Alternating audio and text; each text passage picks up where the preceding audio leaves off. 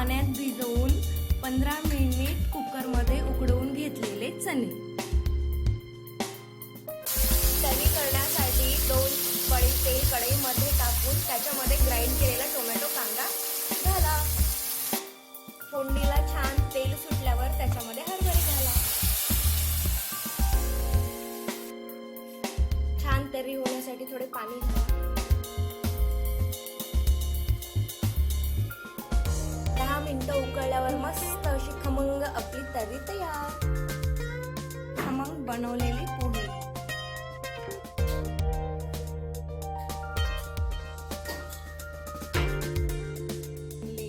खमंग बनलेली तर्री.